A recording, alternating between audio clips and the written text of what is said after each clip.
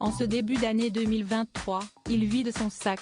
À 75 ans, Patrick Chesney, acteur réputé depuis près de 50 ans, a décidé de présenter ses excuses à ceux qui ont croisé sa vie et à qui il regrette de ne pas avoir parlé avant.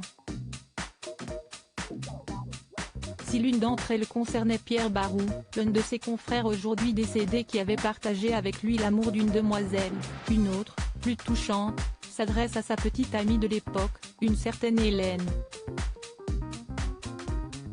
À l'époque, Patrick Chesney joue au théâtre de Nanterre dans La Cerisée de Tchekhov et lors d'un déjeuner, alors que toute la troupe était rassemblée autour de la table à Marseille, l'un de ses collègues s'en prend à sa petite amie, grande et belle fille, danseuse, mannequin, courtisée, poursuivie.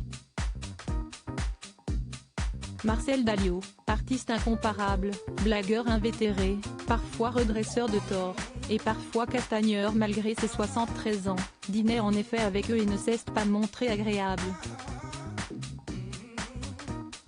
Tu ne devrais pas parler, tu te fais du tort, assène-t-il à la jeune femme, qui commence par rigoler, avant qu'il ne rajoute une couche.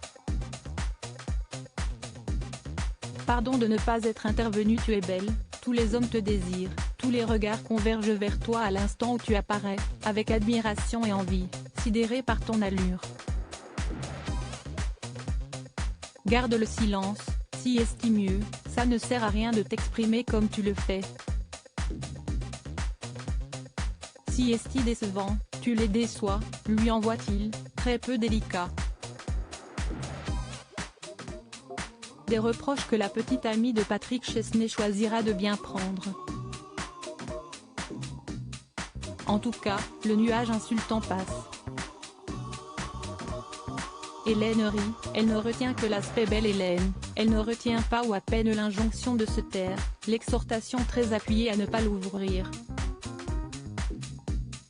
Quel blagueur, ce Marcel, toujours à plaisanter, semblait penser Hélène, sans doute flattée par le commentaire sur son physique, raconte Patrick Chesney, qui s'en veut aujourd'hui de ne pas avoir bronché et qui demande pardon, de ne pas être intervenu dans ce restaurant, à Hélène, sur qui il ne donne pas plus de détails.